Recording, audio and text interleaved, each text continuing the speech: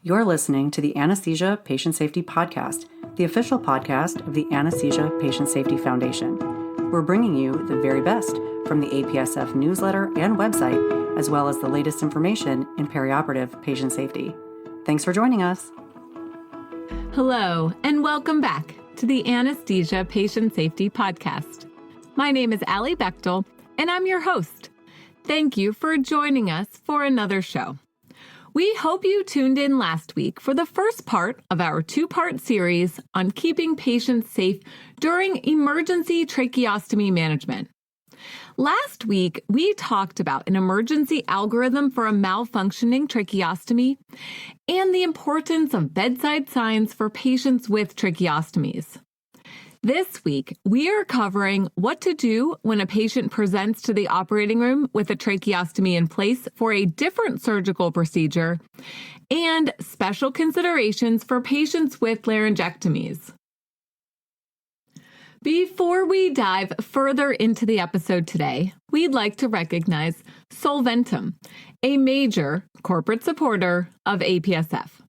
Solventum has generously provided unrestricted support to further our vision that no one shall be harmed by anesthesia care. Thank you, Solventum. We wouldn't be able to do all that we do without you. Our featured article again today is Keeping Patients Safe During Emergency Tracheostomy Management by Jack Buckley. To follow along with us, head over to apsf.org and click on the newsletter heading. First one down is the current issue, and then scroll down until you get to our featured article today. You can also find the June 2025 APSF newsletter in the newsletter archives. And don't worry, I will include a link in the show notes as well.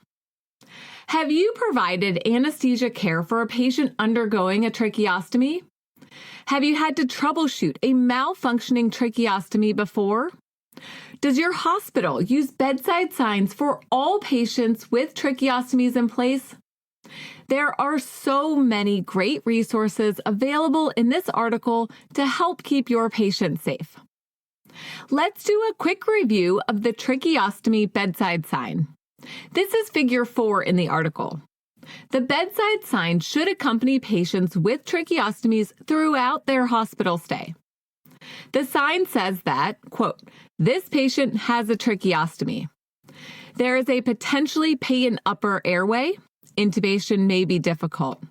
Then you can circle surgical or percutaneous for the type of tracheostomy with the following information: performed on and the date, the tracheostomy tube size if present, and the hospital number.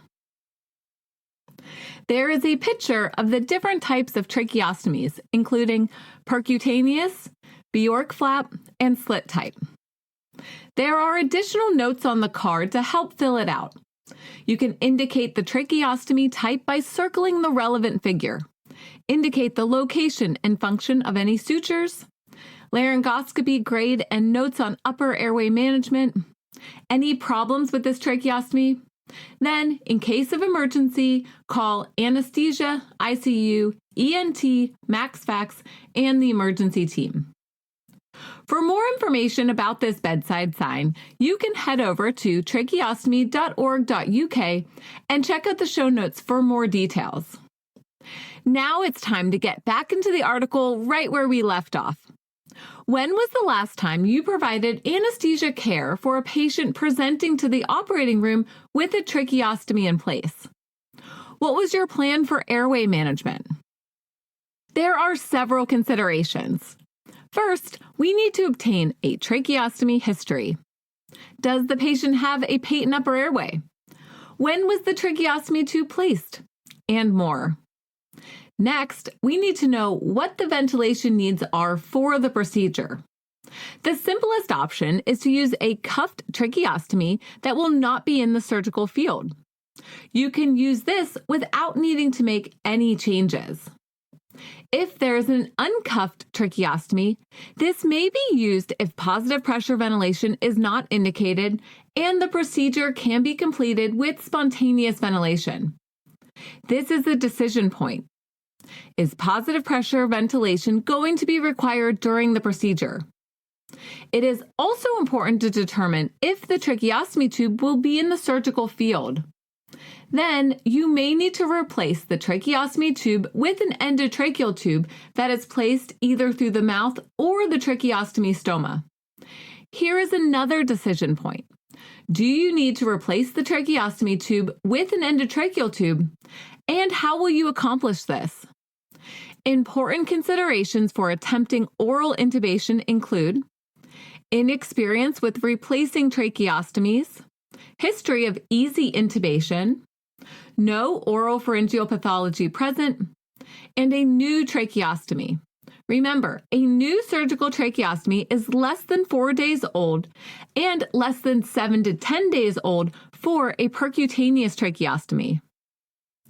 Factors in support of intubating through the tracheostomy stoma include the following: comfort with replacing a tracheostomy, history of difficult intubation, known oral pharyngeal pathology that will make oral intubation difficult, and a mature tracheostomy with a well-healed stoma.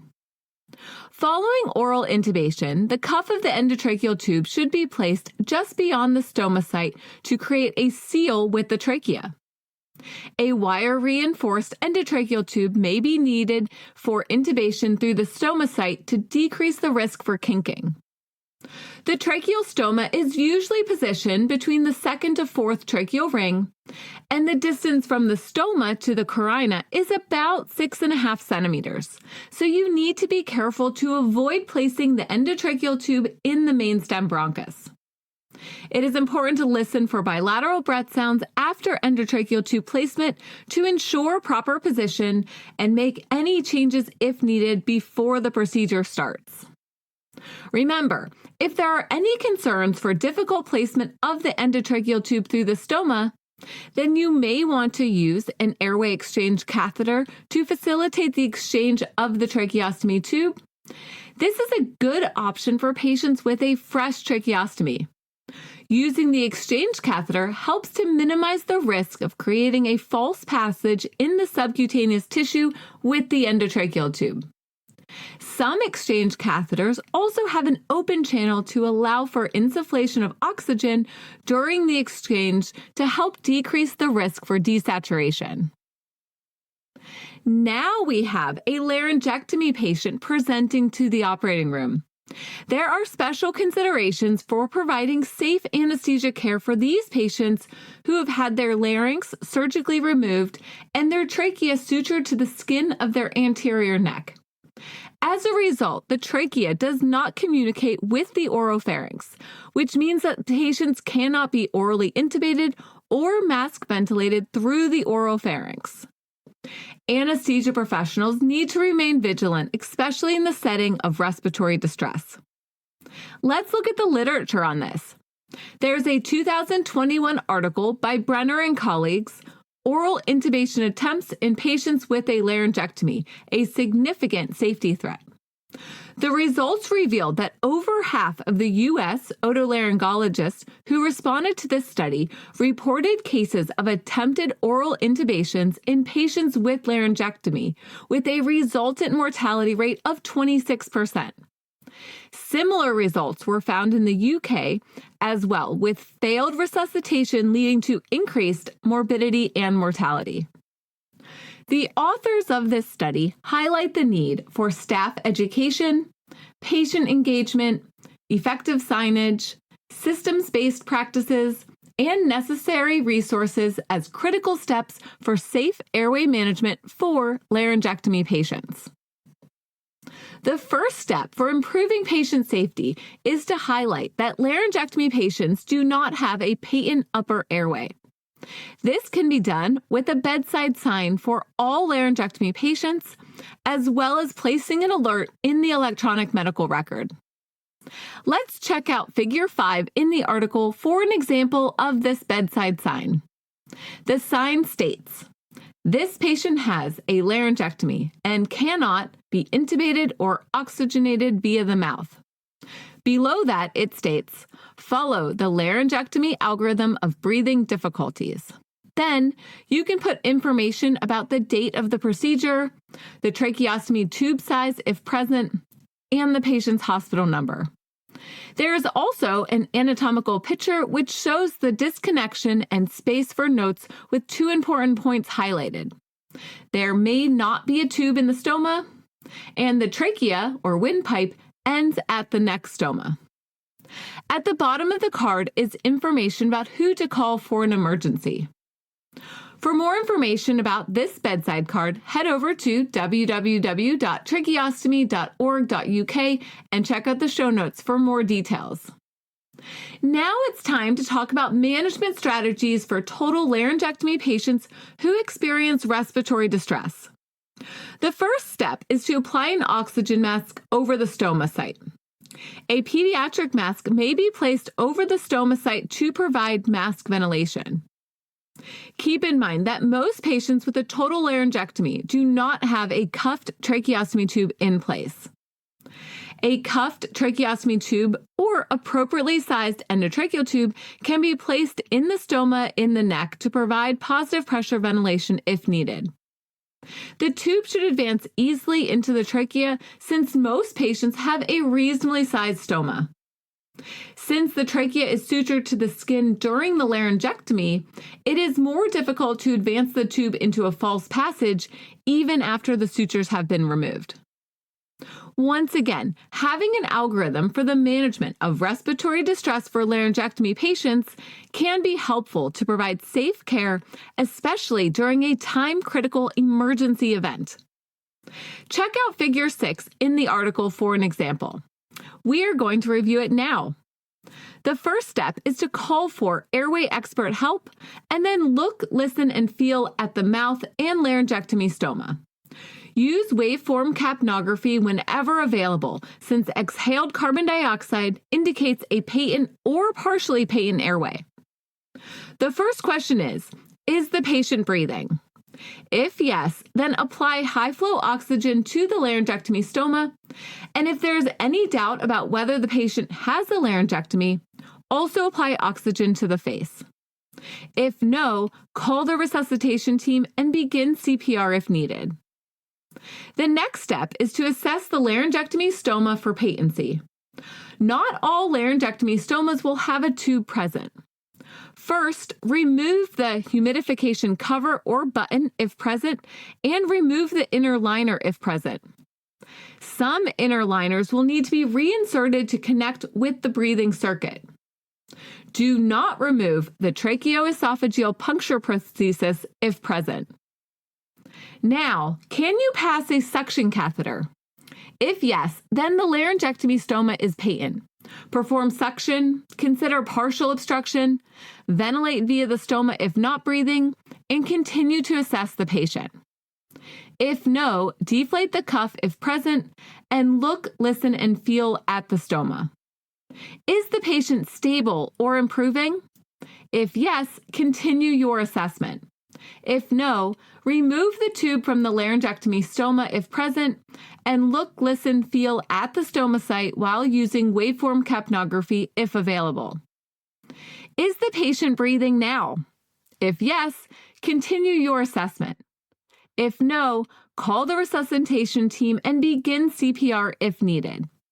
The steps for primary emergency oxygenation include ventilation with a pediatric face mask or LMA applied to the stoma.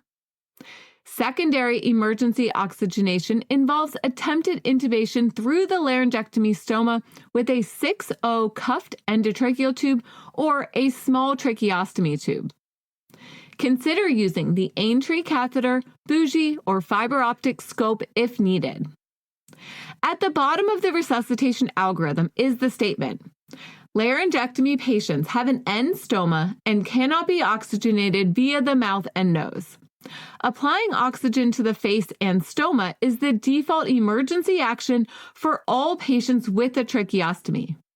You can check out this algorithm in the article and in the show notes for more details. This is an excellent resource to have available anytime you are providing care for a patient with a total laryngectomy.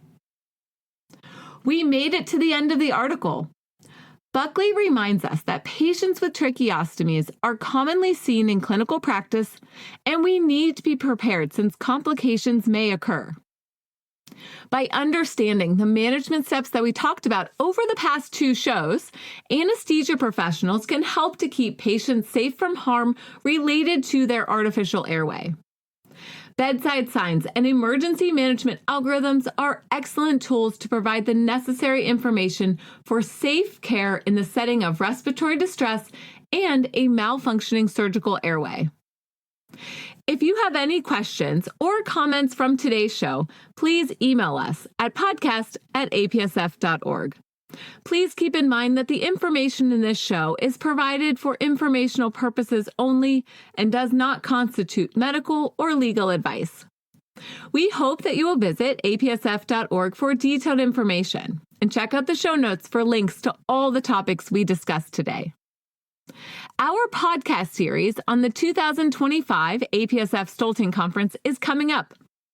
If you just can't wait to learn more about transforming maternal care, we hope that you will check out the recordings from the conference, which are up now. Head over to apsf.org and click on the Conferences and Events heading. Then select APSF Stolting Conference 2025, where you will see the recordings.